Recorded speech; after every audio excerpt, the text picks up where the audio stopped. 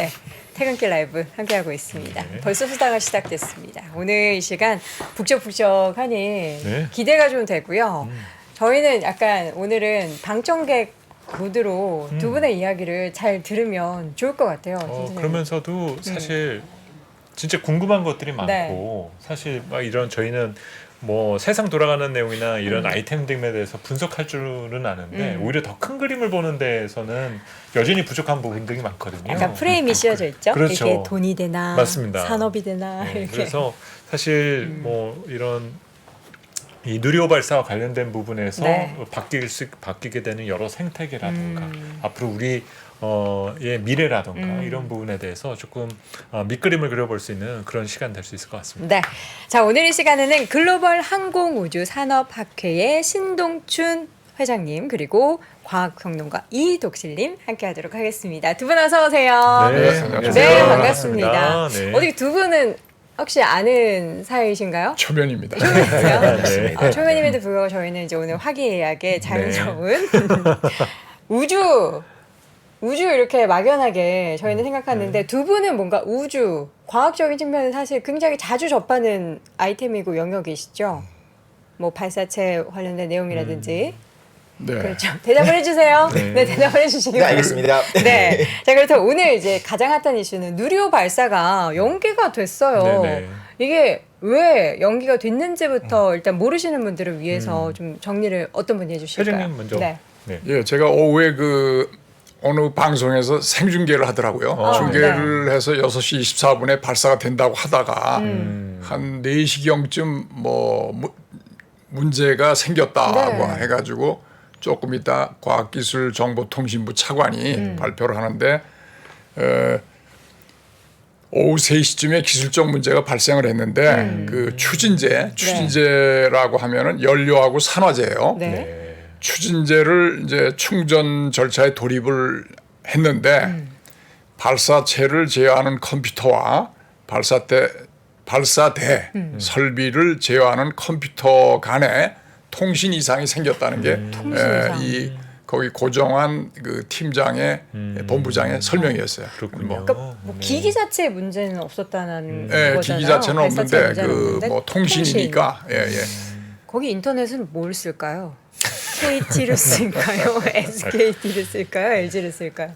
그런 통신이에요? 네, 사실 그런 거 같고 사실 네. 우리가 발표된 내용을 가지고 이야기할 수밖에 없잖아요. 브리핑 네, 내용을 네, 갖고 네. 할 수밖에 없는데 전체적인 내용을 보면 이제 그 기체 자체의 문제는 아닌 것 같고 발사대 컴퓨터 제어 시스템이 있을 거고 발사대 모듈이 있잖아요. 네. 거기서 이제 뭐 헬륨을 충전하는 부분에서 네.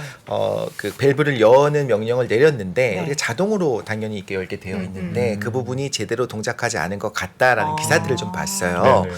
그래서 수동으로는 밸브를 열 수 있다라는 것까지 그럼 자동으로 이제 그 유향도 체크를 하고 센싱을 하면서 가야 되는데 수동으로는 열 수 있는데 뭔가 자동으로 안 되고 여기서의 어떤 제어가 통신에 문제가 있다라는 건데 그래서 그대로 뭐 쏘는 건 사실 말이 안 되는 상황이고 네. 사실 회장님께서 말씀하시겠지만 이대로 만약에 그 발사 과정에 돌입을 하게 되면 네. 사람이 직접 카운트다운을 하는 게 아니거든요. 자동으로 하게 돼요. 그 과정에서 뭔가 에러가 있다라고 하면 자동으로 또 어차피 발사 취소가 됩니다. 그러니까 발사 전 10분 전부터 카운트다운이라고 해서 네. 그런 이제 자동 이제 오토매틱 오퍼레이션인데 그런 컴퓨터에 의해서 이제 중간에 이런 문제가 어차피 체크가 될 거니까 그러면 정지가 된다고요. 어차피 발사를 못 해요. 그러니까 오늘은 뭐 잘한 결정인 것 같고 문제는 이게 수습하는데 시간이 얼마나 걸릴까도 내일 되는 중요할 거예요. 거예요. 그러니까 이제 오늘 저녁 밤 내일 오전까지 전체 문제를 살펴봐서 네.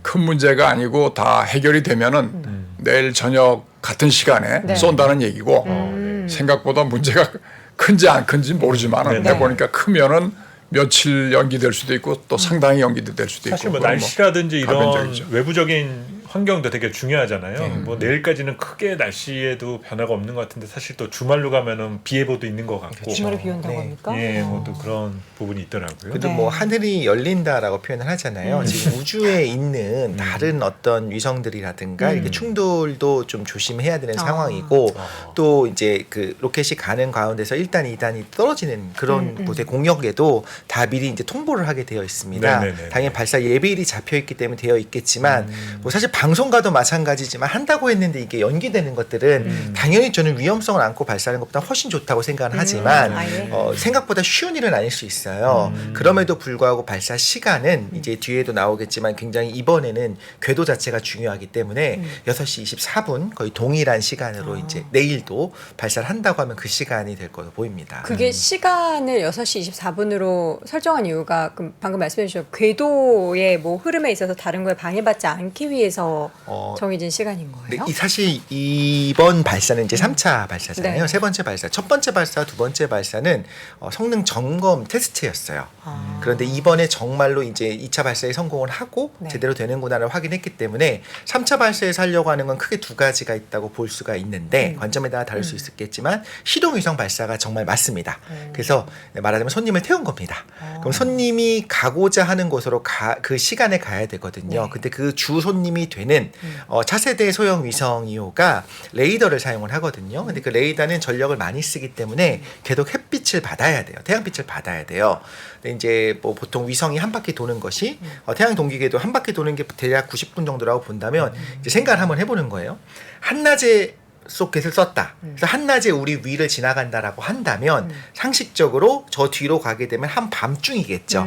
그럼 태양을 못 받잖아요. 그래서 태양빛을 계속 받을 수 있는 그 궤도가 어디냐라고 하면 이름도 예뻐요. 이게 여명 황혼 궤도라고 해서 여명 황혼궤도. 해가 뜨고 지는 딱 그 경계를 따라서 인공위성이 계속 돌고 있는 겁니다. 그럼 그렇게 쏘기 위해서는 당연히 해질 무렵이나 해 뜨기 직전에 쏴야겠죠. 네. 그래서 그곳에 보내기 위해서 시간 자체도 이제 우리나라에서 쐈을 때 거기까지 갈 수 있도록 6시 24분을 설정이 되었었거든요. 네. 낮에 쏘면 이제 그 궤도에 여명 황혼 궤도에 들어갈 수가 없는 거고 그래서 내일도 상황이 같다라고 한다면 가능해진다라고 한다면 내일도 6시 좀 24분에? 중반쯤에 그때쯤에 이제 쏘게 되었습니다. 그래도 우리나라에서 발사하니까 우리가 발사 시각을 정하고 하지. 남의 나라 발사대에 가거나 또 남의 네. 나라 로켓을 하면 그것을 우리가 통제하기가 상당히 어렵겠죠. 시간도 못 정한다. 시간도 그렇고 어쨌든 1차에서는 700km 도달하는데 실패를 했고 네. 2차는 이제 어쨌든 시험으로 해서 성공을 했는데 이제 성공했다는 게 세계적으로 다 알려졌는데 3차에서 경고망동해서 뭐 혹시라도 잘 안 되면은 실수할까 봐. 별로 뭐 좋지 않겠죠. 그런 이런 의미도 거는 있겠네요. 잘 사전에 점검을 해서 성공을 하는 게 중요하다고 봅니다. 예. 사실 저희가 뭐 누리호 우리 뭐 성공했다 발사 성공했다 해서 우리 예전 1차 성공했을 2차 때였을 거죠. 이렇게 막 이렇게 조미도 날리고 했던 그 장면 네, 막 네, 나왔던 그 기억이 있는데 누리호라는 것에 대해서 사실 이제 우주나 뭐 이런 쪽에 관심 없는 분들도 있으셨을 거란 말이죠. 누리호라는 게 왜 어떻게 만들어졌는지 그 뭔가 히스토리를 좀 말씀해 주신다면 어디부터 시작해요? 누리호는 이제 2010년부터 개발을 하기 시작했어요. 네. 그래서 이제 작년에 12년 만에 16분간을 위해서 12년을 희생을 했다고 그 고종환 본부장이 그 인터뷰하는 걸 제가 들었는데 그렇군요. 그러니까 이 누리호라는 게 이제 한국형 발사체예요. 그러니까 한국형 발사체. 나로는 뭐 아시겠지만 러시아하고 기술 협력을 해서 우리가 기술이 충분치 않으니까 세 번째 만에 성공을 하긴 했는데 여전히 그 로켓의 1단 부분은 완전히 러시아가 그 제작을 한 것이고 네. 그렇기 때문에 불완전한 것이죠. 우리 땅에서 성공을 했지만 그래서 우리가 우주에서 한 걸음 더 나가려면 우리의 발사체가 필요한 것이고 그게 네. 굉장히 정말 도전적인 과제죠. 왜냐하면 뭐 선진국들이라는 게 다 잘 가르쳐 주질 않아요. 네. 이 우주라는 게 굉장히 민감해가지고 그렇지만 우리의 기술로 그것을 성취했다는 게 엄청난 큰 의의가 있고 또 이제 또 앞으로 또 나가겠지만 이거를 몇 번 더 쏴가지고 상당히 안정성을 키운 후에 이제 달나라로 갈 수 있는 차세대 그 발사체를 또 개발을 해서 이제 네. 성공을 하겠다는 거죠 지금. 그런 인터뷰가 기억이 납니다. 뭐 러시아나 미국 이런 데 가가지고 어깨 넘어서 이렇게 배웠다고 가르쳐주진 않아가지고 네. 그런 서름을 극복하고 정말 그 12년이라는 시간 동안 열심히 우리나라 기술을 연마해서 드디어 순수 우리 기술을 만든 발사체가 누리호다라는 건데 오늘 이제 누리호도 누리호인데 로켓은 과연 무엇인가? 왜 우리는 로켓을 자꾸 연구하고 발사하려고 하는가? 아세요 혹시 센터님? 로켓의 발사 그렇죠. 이유. 뭐 여러 뭘까요? 가지가 섞여 있으니까 네. 사실 뭐 순수한 어떤 우주 과학 관련된 부분도 있겠지만은 이거는 뭐 안보라든지 여러 부분하고 다 복합되는 내용이다 보니까 사실 뭐 보안 문제라는 그런 데서도 되게 예민한 일수일 수 있잖아요. 네. 로켓을 왜 자꾸 개발하고 네, 우리 또 거예요? 과학평론가님이 좀 해주셔야 될 것 네. 같아요. 그냥 보면 좋으니까요. 라고 생각하긴 하는데 이렇게 로켓 많은 발사하면 좋으니까. 그렇죠. 그 근데 돈이 모두가 너무 많이 드는. 그렇죠. 곳이잖아요. 사실 이번에 들어간 예산이 이제 2조 원 정도가 아, 있고 3차 이번 발사요? 이 전체 전체 이제 다? 누리호 프로젝트 전체가 네. 그렇고 나로 프로젝트는 이제 5천억 정도가 들었습니다.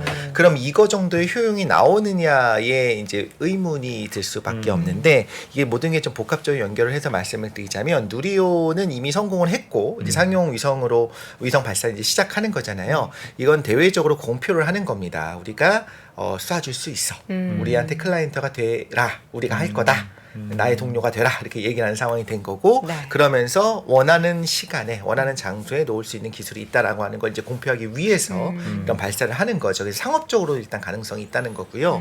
두 번째는 로켓 기술 자체가 이제 이중의 사용이 가능하잖아요. 아까도 말씀하셨지만 우리의 지정학적 위치를 생각을 해보면 지금 둘러싼 나라들이 전부 다 로켓 기술들이 있고요. 사실 북한의 경우에는 실용 위성을 쏠 수 있는 기술은 없습니다. 1톤 정도, 1톤 이상이 되는 페이로드를 우주 궤도에 올리는 건 불가능한 상황이에요. 그럼에도 불구하고 우리나라가 항상 무언가를 쏘아야 될 때마다 아까 회장님도 말씀하셨지만 이번에 이제 문제가 생기지 않았습니까? 그러면 내일 이 시간에 또 쏴주세요라고 하는 건 우리 기술이니까 우리나라에서 쏘는 거니까 가능한 거예요. 실제로 클라이언트라고 해야겠죠. 위성 중에 한 대가 계속 생각하고 있었던 것이 있어요. 도요셋이 있습니다. 도요셋 위성의 경우에는 우리가 원래 러시아 로켓을 많이 사용했어요. 근데 지금 러시아 상황이 이렇다 보니까 언제 로켓을 쏠 수 있는지 모르는 겁니다. 가고는 싶은데 발사체 제공이 안 되는 거죠. 그러다가 이번에 누리호를 통해서 쏠 수 있는 상황이 됐었던 거죠. 이것도 확인을 해보면, 그러니까 상황을 생각을 해보면 우리가 원하는 것을 쏠 수 있다. 눈치 보지 않고 이것도 굉장히 중요한 것 같고요. 안보에 있어서도 이런 발사체 기술을 갖고 있느냐 없느냐는 좀 큰 것 같아요. 그래서 저는 그 나로부터 지금까지 그 이전에도 사실 사운딩 로켓에 대한 프로젝트가 있었습니다.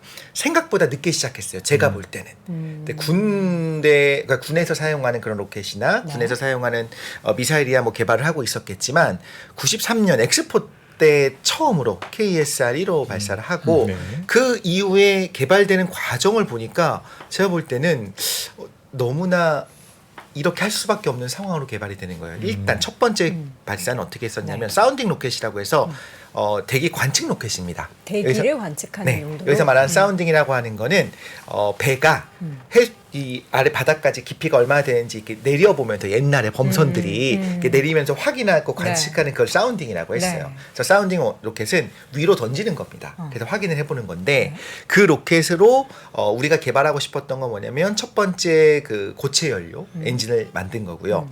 사운딩 로켓 2호의 경우에는 2단을 만들었어요. 그것도 성공을 했습니다. 그러니까 다단 기술을 확보를 한 거죠. 3호는 원래 3단짜리를 만드는데 1단은 액체 연료 그 엔진을 만들려고 하고 2, 3단은 고체를 하려고 했는데 그때 대포동 미사일을 쏘게 됩니다. 북한이요. 그러니까 이제 정부 입장에서 생각을 하는 거예요. 잠깐만 과학 위성을 쏘기 위한 이런 발사체를 만드는 거를 3단을 만들 것이냐 아니면 일단 급한 대로 액체 연료 엔진을 확보하는 것이 우선이냐 해서 3단에서 프로젝트를 철회를 하고 1단짜리 액체 연료를 만들게 됩니다. 그럼 지금까지 이 과정을 통해서 사운딩 로켓 KSR 프로젝트를 통해서 뭘 알아낸 거냐면 일단 고체 연료, 액체 연료 다 만들어 본 경험이 있고요. 다단도 해봤고요, 페어링도 해봤고 다 해봤어요. 그런데 아직까지 본격 위성을 쏠 수 있는 대형 로켓을 운영할 수 있는 능력은 없는 거예요. 그래서 생각한 게 아까 회장님도 말씀하셨지만 러시아와의 기술 제휴, 사실 공동 개발에 탈을 썼어요. 그럴 수밖에 없는 게 너무 예민한 기술이기 때문에 이걸 이전한다는 건 불가능했고, 그래서 공동 개발의 형태로 러시아의 엔진을 들여오게 됐는데, 그것도 아마 회장님이 말씀 못 하시는 부분도 있겠지만 막 뭐 주워온 거냐 받아온 거냐 구걸한 거냐 이렇게 하지만 어마어마한 도움이 사실 됐죠. 그렇죠. 그러니까 뭐 눈칫밥을 먹더라도 뭐 심지어 뭐 술 먹으면서 하니까 의외로 뭐 술술 나오더라 하는 얘기가 나오더라고요. 그러니까 뭐 인간끼리 접촉하면 뭔가 나오는 거예요. 그쵸. 자, 제가 이제 이렇게 한잔 보충해서 하면서. 말씀드리면은 네. 그 지난번 1차 발사 때는 700km, 요거 이제 700km가 두 번 있었고 이번에 이제 550km인데 이게 이제 굉장히 그 궤도가 세 가지가 있어요. 네. 지구에서 저궤도, 중궤도, 고궤도가 있는데 전부 지금 저궤도 위성이에요. 그러니까 저기부터 출발한 게 저궤도 맞는데 우리가 그 정지 궤도 유성이라는 게 있어요. 36,000km 상공에 있는 건데 그거는 지구 자전 속도하고 똑같이 도니까 멈춰 있는 지구에서 보면 정지한 것처럼 보이는데 이게 네. 그 월드컵 중계하고 하는 데는 딱이에요. 거기서 딱 해서 그냥 바로 쏘니까. 근데 뭐 이런 거 말고는 역시 정밀도 같은 게 떨어지고 지구에 가까워야 사진도 정밀하고 그렇잖아요. 그래서 네네. 여러분들 아시죠? 스타링크. 네네네. 스페이스X의 스타링크. 스타링크가 지금 뭐 앞으로 4만 개, 5만 개를 쏘겠다는 거예요. 거기. 그래가지고 지구의 뭐 사하라 사막, 에베레스트까지 전부 인터넷으로 연결되는 건데 우리나라가 이게 이제 첫 출발을 이렇게 저궤도로 하는 것이 굉장히 의미가 큽니다. 이거는 굉장히 상용화, 실용화 이런 걸 가는 거예요. 이거는 이제 그리고 민간 기업의 참여가 쉬운 거예요. 왜냐하면 요새 이제 위성이 아주 소형화되고 경량화되기 때문에 요새 그거를 큐브 세트라고 그래요. 큐브 세트는 정말 뭐 10cm, 10cm, 10cm부터 한 뭐 20cm, 20cm 그 정도 크기로 하는데 민간 위성에 조립하는 데서 이번에 또 참여를 했지만은 그렇게 가면은 우리나라가 또 먹거리도 되고 뭐 앞으로 포텐셜이 굉장히 많은 겁니다. 그러면은 그렇게 궤도가 낮은 경우가 더 기술력이 더 고차원적인 기술. 아 그런 건 아니고 우리가 통신을 하는데 굉장히 혜택이 큰 거죠.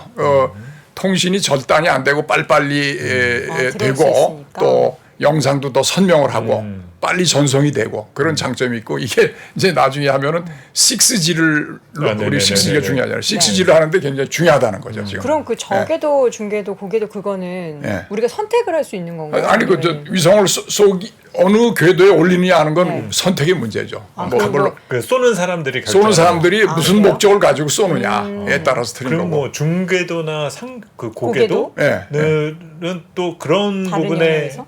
잘 그 적합한. 효과를 낼 수 있는 그런 아이템이 따로 또 있다는 건가요?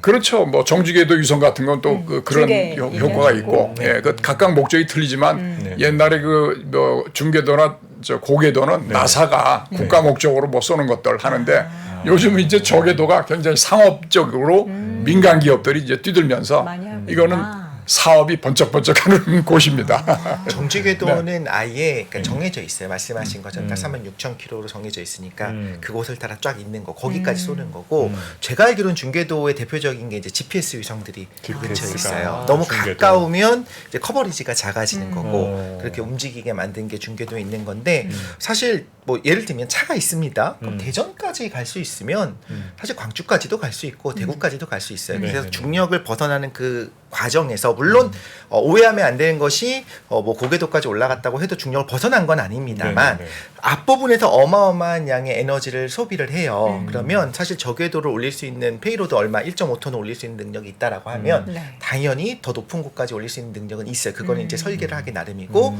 이제 클라이언트에 따라서 그것은 할 수 있는 능력은 있습니다. 말 그대로 사용 목적에 따라서 계속 그거는 그럼요. 변할 수밖에 없다라는 거네요. 그런데 이제 저궤도가 이제 그렇게 앞으로 각광을 더 받을 건데요. 이게 아마 수십만 개의 위성으로 덮인다는 거예요. 그래서 이제 자리 싸움이 치열할 것 같은데요. 이제 그런 이제 충돌의 문제고 있고 네. 그래서 이제 그 우주 쓰레기란 말인데 그걸 스페이스 데브리라고 그래요. 지금 이제 조그만 크기 이상의 것이 뭐 수만 개가 이미 돼 있는데 네. 이게 앞으로 굉장히 위험성이 많죠. 그 영화에서 보면 막 우주 쓰레기들 이렇게 수거하는 수거로 거를 앞으로 이제 다니는- 개발을 할 거예요. 물론 네. 이제 인간이 뭐 문제가 있으면 해결하게 돼 있으니까. 그런데 그거를 뭐 또 처치하려고 중국에서 뭐 발사를 해가지고 맞히니까 그게 또 연쇄적으로 파편이 돼가지고 아, 네. 그래비티 영화에서도 나오고 2007년도에 실제 그런 일이 있었어요. 그래서 예.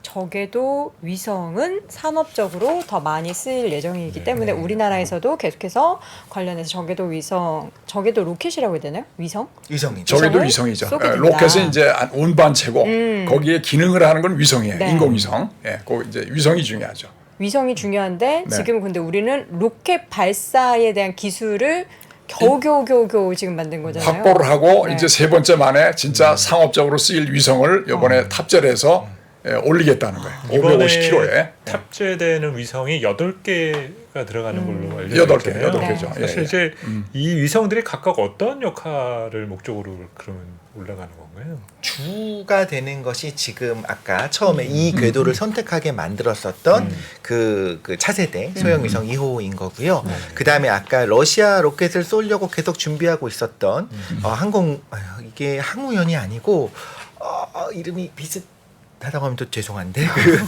도요셋이 있습니다. 네. 도요셋 4기가 이제 4개 다니면서 그거는 우주 기상 관측 위성이에요. 그 이름을 말해줘야 되는데 생각나시면 말씀해 얼른 주세요. 들으면 도와드릴 헷갈리는 수가 없습니다. 비슷합니다. 몰라서. 네. 그리고 그 다음에 나머지 3개는 우리 민간 기업에서 만든 위성들이에요. 아까 되게 의미 있는 말씀을 회장님께서 해주셨는데 그 도요새는 이제 한국천문연구원. 전문연구원 그렇죠. 예, 예. 항공우주국에 비슷하잖아요. 네, 도와주세요. 근데 네. 죄송합니다. 네. 그런데 이 3개 이런 그 민간 기업에서 쏘는 위성들도 되게 작은 위성들인데 네. 이런 것들 안에서 가능성 어떤 걸 타진하냐면 말씀하신 그 우주 쓰레기를 수거하는 그런 것들이 가능할까에 대한 이런 연구들을 하기 위해서 물론 지금 쏘는 위성이 커다란 위성이라든가 뭔가 실제 수거 능력이 있는 거는 아닌데 이제 이런 부분들이 미래를 내다보게 되면 필요한 거예요. 그래서 이런 것들에 대한 가능성을 타진하기 위해서 쏘는 부분들도 있고요. 카이로 스페이스라는 데서 그래서 스스로 그 궤도를 이탈해서 저 밑으로 대기권으로 가는 거예요. 디올비트 해가지고 그거를 지금 이번에 그 큐브 유성에 하나가 있습니다. 붙잡고 내려가는 예. 가는 거죠. 하여간 뭐 여러 가지 실험을 하니까 이번에 8개 위성이 올라간다면 진짜 많은 것을 얻을 수 있을 것 같아요. 근데 이야기가 나온 김에 되게 흥미로운 거 하나를 네, 말씀을 드리면 지금 말씀하신 것처럼 저궤도는 진짜 꽉 찰 거예요. 그리고 지금 뭐 걱정하세요. 태양빛도 안 들어올 것 같다고. 그 정도는 아니겠지만 지금 천문학자들이 컴플레인을 벌써 시작을 해요. 그거를 별안 말씀을 보인다. 밤하늘이 까맣고 아무것도 없어야 되는데 위성이 밝은 게 번쩍번쩍 되면 별을 관측할 수 없다는 거예요. 네. 천문학자들은 별을 관측하는 게 일생의 업이에요. 그러니까 그거를 방해하는 거를 별로 마음껏 좋아하지 되면은 않겠죠. 위성 볼것 어저께 그 같은데요? 비슷한 일이 있었거든요. 어저께 페이스북에서 이렇게 이런 관측 좋아하시는 분들이 네. 어저께 초승달 옆에 금성이 옆에 떠 있다고 그걸 이렇게 사진을 많이 올리셨는데 이게 갈리는 거예요. 저게 금성이다. 금성이냐 위성이다. 인공위성이다. 잘 식별하기 어렵죠. 예, 그래도 그러니까. 금성일 겁니다. 예, 근데 금성이라고 이제 하셔서 자, 또 하나 이제 저기도 하고 재밌는 얘기를 이제 진행을 시켜야 되는데 이제 군사 안보 문제입니다. 군사 안보 문제인데 중요하죠. 이번에 이제 우크라이나를 러시아가 침공을 해가지고 러시아가 초기에 우크라이나의 통신망을 다 파괴를 했어요. 네. 전쟁을 수행을 못하게. 그래가지고 진짜 우크라이나가 잘못하면 국토 전체를 러시아한테 뺏기게 생겼는데 그때 뭐 스타린. 총리인가 부총리가 그 일론 머스크한테 우리 지금 죽어가는데 당신을 뭐 화성 간다고 설치느냐. 그랬더니 이제 일론 머스크가 깨닫고 스타링크를 갖다 제공하겠다 해서 단말기를 한 2만 개 정도 했어요. 2만 개면 이제 우크라이나 전체에 있어서 이게 전체 이 통신이 되니까 러시아군의 위치를 다 파악을 하고 그게 어떻게 되느냐면 러시아군의 위치를 파악을 해서 드론을 가지고 공격을 하기도 하고 위치 파악을 하면 그 상황에서 주변에 있는 무기가 어떤 게 있느냐 해서 그 우버 시스템하고 좀 비슷하다고 하더라고요. 우버가 전화를 하면 옆에 있는 가장 가까운 택시가 오잖아요. 연결되죠. 그런 식으로 가장 근거리에 있는 무기를 동원해서 네. 공격을 하니까 지금 러시아가 사실 판판이 깨지고 있어요. 러시아가 위기입니다. 사실 오히려 말이죠. 그런 위성의 중요한 그러니까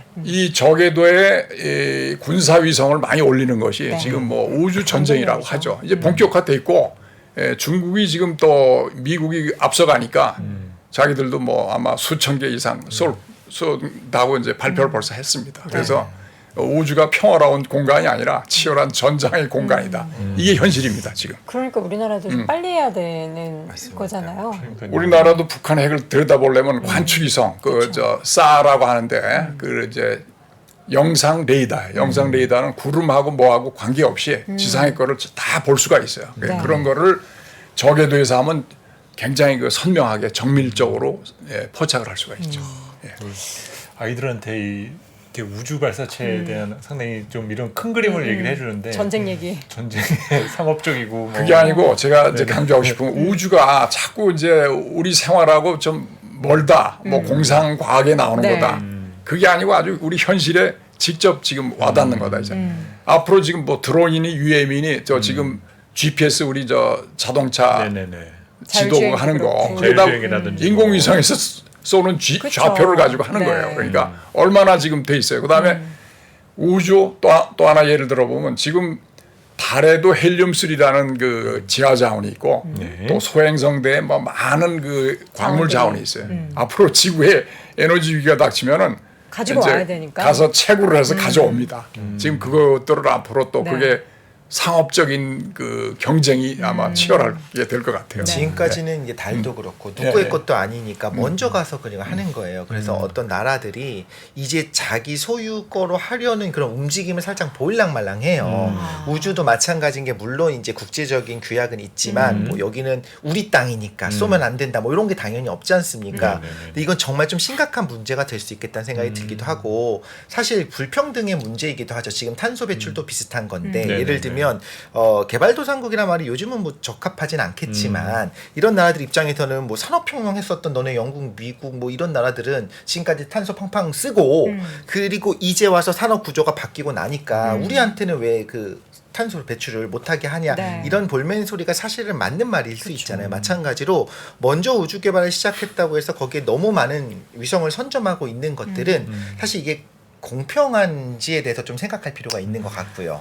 그래서 제가 이제 국제적으로 우주 질서가 어떻게 되어 있나 이제 우주 조약이나 우주법이라고 하는 것이 있는데 원래 우주법은 법이라는 건 굉장히 이상을 만들잖아요. 그래서 네. 우주를 인류의 공동 자산이라고 그랬어요. 네, Common 네. Heritage for Mankind라고 CHM이라고 하는데 그게 이제 모든 나라가 우주에서는 서로가 주인이 안 되고 서로가 잘 우주를 평화롭게 이용할 수 있다 이렇게 하는데 그거는 어디까지나 법에 있는 얘기고 실제로는 이상적인 거죠. 선점의 효과라는 것이 분명히 있고 미국 지금 일론 머스크가 화성에 가서 식민지를 건설하겠다는 거예요. 네. 그러면 누가 말립니까 지금? 그래서 좋아하겠죠 미국은. 예, 그러니까 이제 많은 나라들이 이제 그 이제 또 시도를 하는 거죠. 그 우리나라도 이 정도로, 어떻게 가서 네.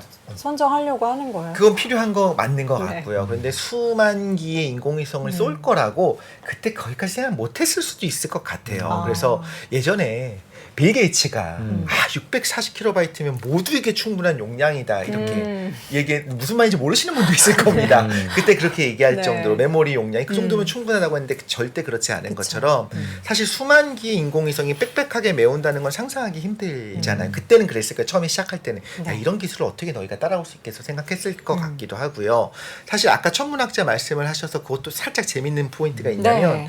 지금 위에 나가서 실제로 그 우주 망원경을 통해서 관측하는 것도 있지만 세계에서 가장 큰 어떤 망원경들을 보면 지상 망원경입니다.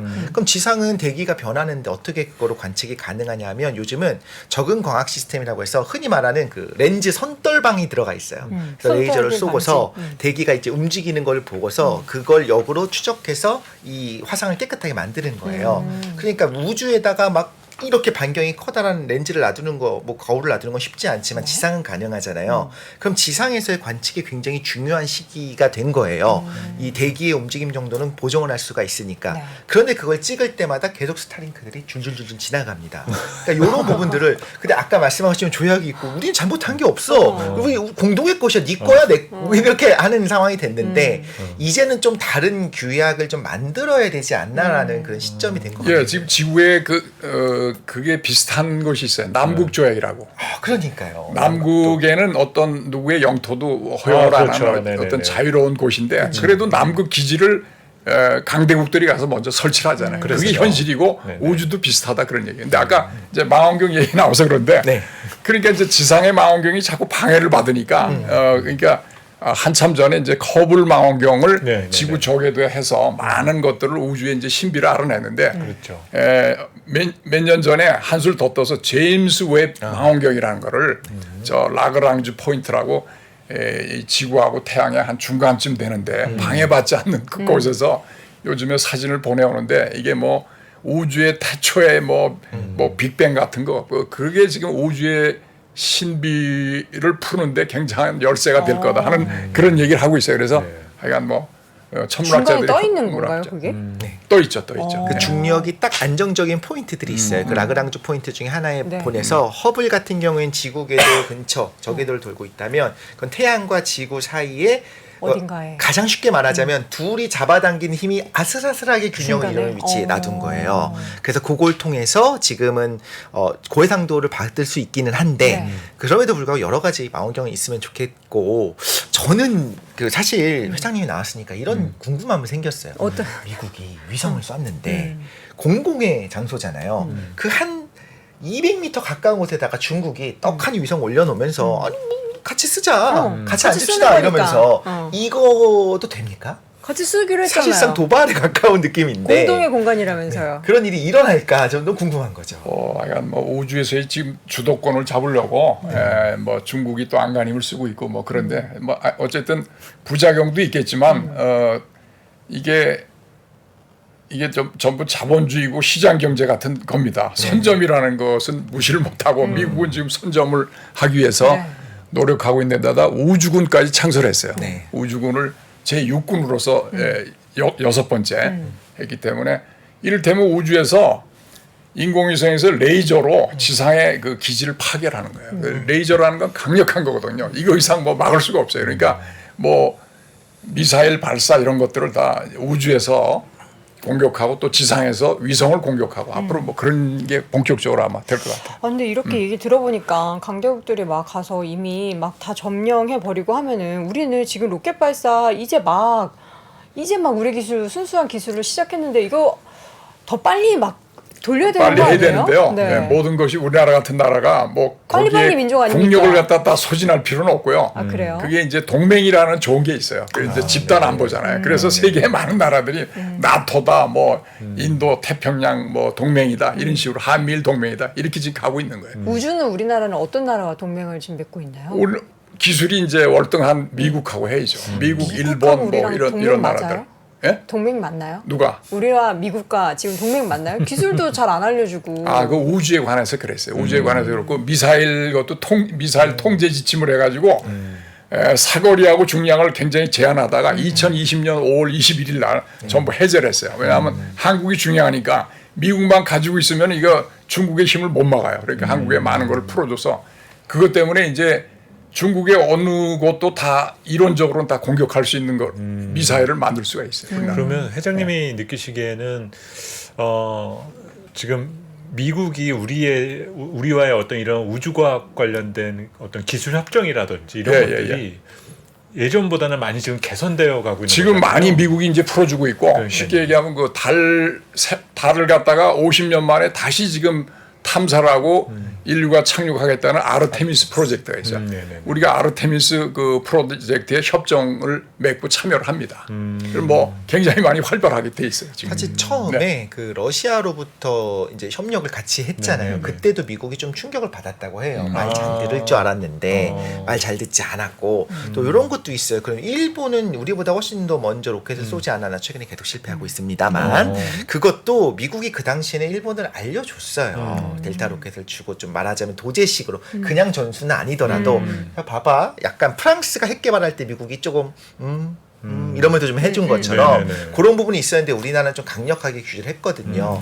근데 사실 이제 아르테미스 프로젝트도 같이 들어가게 되고 최근에 어떤 그런 위성들 달 탐사 위성 다누리도 성공적으로 발사하고 이런 과정들이 미국이 인정하게 된 거는 그냥 뭐 국가 안보 때문에 중국과의 미중 패권 갈등 때문에 그냥 이뤄진 것이 아니고 우리의 이런 노력들이 있고 누리호도 성공을 하고 이런 것들을 보면서 아 이제 같이 할 수 있겠다라고 하는 판단이 되니까 하는 거거든요. 기술이 같이 가니까 미국이 이제 당당하게 같이 인정해주기 시작하는 거죠. 이번에 이제 윤 대통령께서 이제 미국 방문했을 때 워싱턴 선언도 나오고 했는데 거기 우주 협력이 굉장히 강조가 돼 있어요. 아주 그래서 지금 우주는 우리나라의 굉장히 국가적 과제인데 그 이제 내친 김에 한 말씀 더 드리면 네.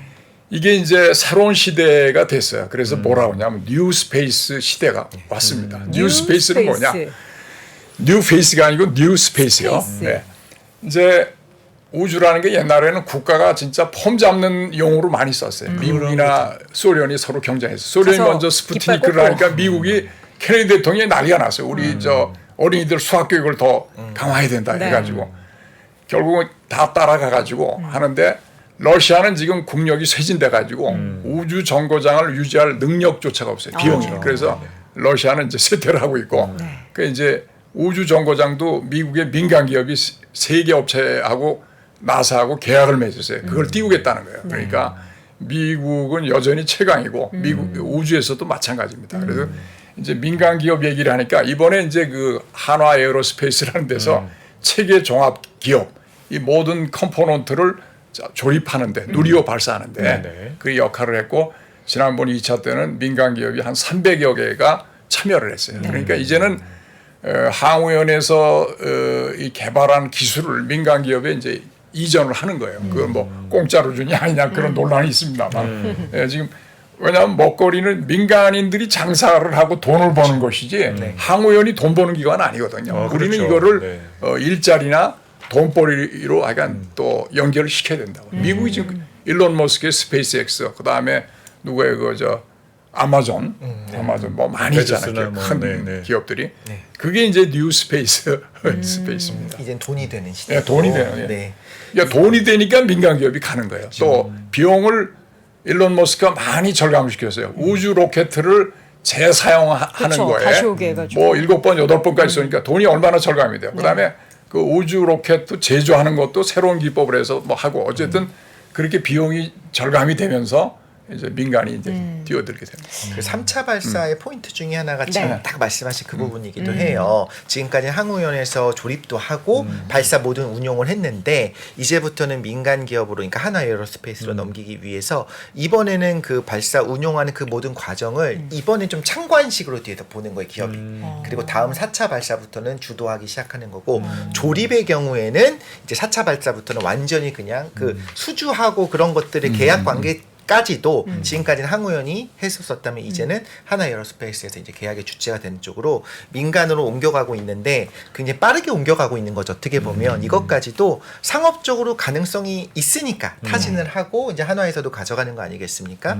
이거는 단순하게 이제 우리가 또 안보 때문에 손해 보는 장사도 아니고요. 가능한 사업을 하고 있는 겁니다. 그런데 그렇게 이제 민간 분야나 상업적으로 또 넘어가다 보면 여기서 이제 우리가 습득하게 된 기술을 어떻게든 또 지켜내야 되는 부분들도 있잖아요. 거기에 대해서는 상당히 조금 위협을 받는 부분들도 있겠네요. 예, 이게 뭐 순수한 민간이지만 우주가 또 방해하고 굉장히 밀접하게 연관이 되기 때문에 그걸 뭐 적당한 정도의 레귤레이션이 있어야 될 것으로 생각을 합니다. 그러니까 어쨌든 최근에 뭐 우리가 예. 뭐 반도체만 하더라도 인력 유출이 당장 중국과의 그 격차가 그렇죠. 축소되는데 네. 상당히 위협이 되었었던 부분들이 있다 보니까 이게 지금 뭐 전쟁이 자꾸 일어나다 보니까 이제 가치 동맹이라는 말이 자꾸 나오잖아요. 이제 그렇죠. 경제도 이제 끼리끼리 이제 하겠다 이게야. 전에는 이제 세계화 때는 뭐 이념이 다 종식이 돼가지고 옛날에 공산 국가들하고 다 했잖아요. 네. 뭐 러시아, 중국하고 뭐 독일, 프랑스가 뭐 엄청나게 많이 에너지도 사고 팔고 막 했는데 지금은 이제 그게 자꾸 소위 디커플링이라고 하죠. 그게 이제 뜻을 이념을 같이 하는 국가들끼리 네. 경제도 교류한다. 이게 지금. 마지막으로 앞으로 2025년에서 2027년까지 세 차례 추가 발사 예정이라고 지금 되어 있는데 이번에 3차 발사에 성공을 하게 되면 그 다음에 우리가 목표하는 건 뭘까요? 뭘까요? 이거는 좀 어렵습니다. 왜 이거는 말씀드릴 수 있는 게 목표하는 게 과연 뭘까? 이렇게 큰 그림은 사실 회장님이 그리시는 거니까. 근데 이제 그려주시죠, 회장님. 2024년이 아니라 5년인 이유도 네. 말하자면 지금까지 항우연이 주관했기 때문에 갑자기 한화가 다 해라라고 하는 건 쉽지 않은 거예요. 그쵸, 그래서 차근차근. 2년의 유예를 주는 거고 그 과정에도 조금씩 더 민간 쪽으로 더 가는 건데 정말 큰 그림으로서 어떻게 하느냐 바로 그런 일을 하시는 분이 우리 회장님이시니까 네. 회장님의 고견이 글로벌 항공우주 산업 저는 뭐 학회장이니까 뭐 사실 엔지니어도 아니고 관찰자죠. 관찰자고 네. 방향은 이렇게 갈 것이다 하는 그런 정도의 얘기를 할 수 네. 있는 사람인데 어쨌든 우리가 누리호를 성공을 했기 때문에 자꾸 이제 위성도 다양하게 쏴서 실험을 하고 안정화를 해서 세계 각국으로부터 신뢰를 얻는 거죠. 그러면 누리호가 안정적으로 발사되고 신뢰가 되면은 우리가 다른 나라에 아까 우리 전문가께서 말씀하신 대로 수주를 받아서 그거를 띄워줄 수도 있고 네. 예, 그런 뭐 여러 가지 효과가 있고 우리가 이제 그게 또 기술이 좋아서. 돼서 우리가 달나라로 쏠 수 있는 차세대 그 발사체의 기본이 되고 예.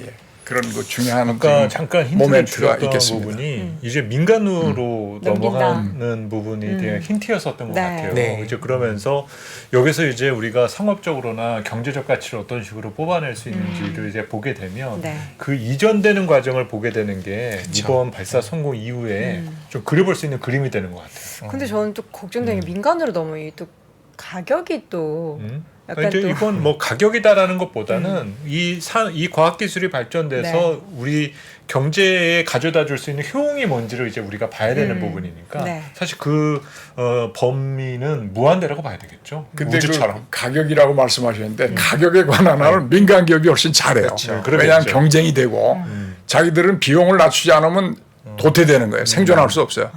우리나라가 이제 기업이 커지면 스페이스X하고도 경쟁을 해야 되니까 세계 무대로 가면 그게 좋은 거예요. 국가는 경쟁을 할 이유가 없잖아요. 국가 예산을 쓰고 그냥 예산 범위 내에서 R&D 하는 거예요. 그냥. 안전하게. 네, 안전하게. 그래서 이번에 4, 5, 6차의 경우에 코스트 다운하는 것도 되게 중요한 것 중에 하나고요. 실제로 흥미로운 포인트 중에 하나가 이제 1차 발사는 실패를 했지만 2차 발사 성공을 했을 때 우리 과학자들이 그리고 이제 공학자들이 생각했었던 것보다 성능이 더 좋았어요. 그래서 페이로드도 우리가 1톤 정도 가능했을 거다, 뭐 1.2톤 가능했을 거다 이런 식으로 측정했었던 걸 또 올려놨습니다. 그러니까 똑같은 누리호라기보다는 앞으로 발사하면서 조금씩 코스트도 내리면서 성능을 조금씩 개선을 할 거예요. 그래서 지금 당장은 사실 뭐 예를 들면 스페이스X랑 같이 비교해서 경쟁력이 있다고 말하기는 쉽지는 않겠죠. 근데 그 경쟁력을 확보하는 단계까지 우리 국민 여러분들이 모두 응원하면서 좀 지켜보면 좋지 않을까 그러니까 싶습니다. 이제 2차 누리호 발사가 돼서 우리가 이제 7대 우주 강국이라고 얘기를 할 수가 있어요. 네. 그래서 이제 지금부터는 이제 7위를 고수를 하고 그 위로 또 올라가야 되는 또 그쵸. 과제가 있어요. 근데 네. 그렇네요. 우리나라 사람들이 뭐 한번 시작하면 하잖아요. 열심히 하니까. 그쵸. 네, 그럼 뭐 지금 자동차나 반도체나 이런 거 보면 거의 세계 뭐 3위 내에 막 들고 그러잖아요. 그러니까 예, 희망이 있습니다. 네, 기대해 보도록 하겠고요. 일단은 코앞에 떨어진 내일 네. 연기된 누리호 발사 3차가 과연 얼마나 성공적으로 될지 제발 실패하는 일이 없도록 여러분 모두 국민의 염원을 담아 기원을 해보도록 하겠습니다.